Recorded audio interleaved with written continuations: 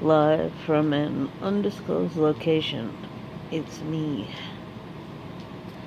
I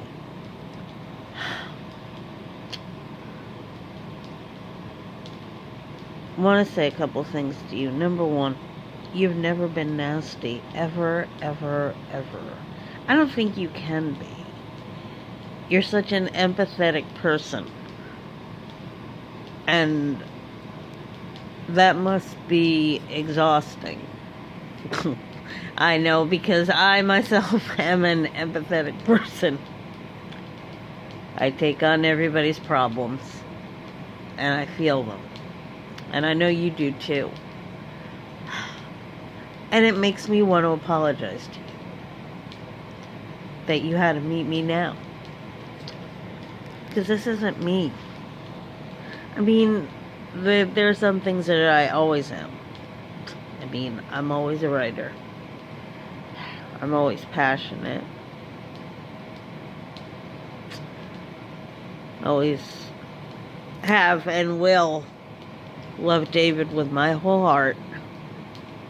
Even though I went, for periods of time without even thinking about him, because sometimes, as you know, he tours with bands who are obscure with names like Bunny Bupoff, and I'm like, who?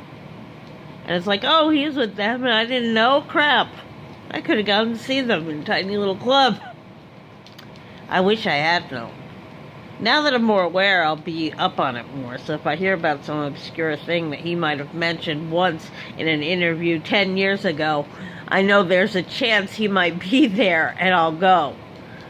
But back to what I'm saying.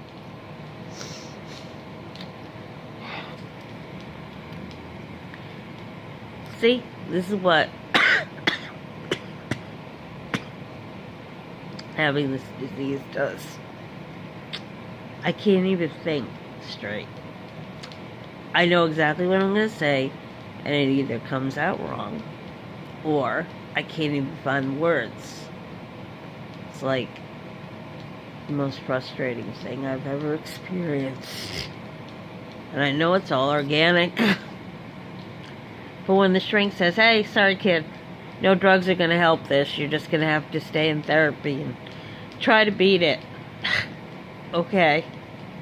Yeah. Thanks. I don't ever want to hurt you. It's the last thing I want to do. And the thing about disease is it makes you do things that are boneheaded, makes you do things that make you sound like the worst, most selfish person in the entire world.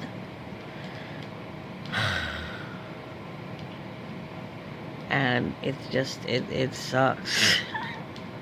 It really, really sucks. I'm sorry. I was thinking last night when I couldn't sleep, if there were a procedure where you could, that was that guaranteed that you would never have another depressive episode ever again, but the side effect was that you would lose every single memory, good and bad, that you ever had from the time you had your first depressive episode. And I had mine when I was 15. First time I ever wanted to kill myself, I was 15. And I went about 4 years doing nothing about it because my parents were like, well, you live in a beautiful house and you have everything. And I did. So I felt guilty on top of being depressed. Good times. But as I was saying, if there were a procedure that would guarantee you would never have another depressive episode ever again, but you would lose every memory from the time from when you had your first one, would you do it? Right now, my answer is yes. Because I'm tired of hurting people. I'm tired of being exhausting. But unfortunately, there's not a great procedure. A procedure like that. Makes a great story, though.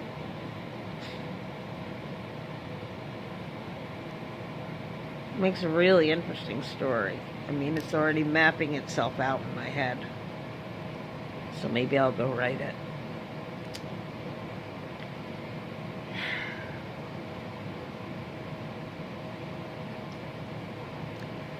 because as we've seen from pictures, a certain person looks really good in a lab coat. I love you.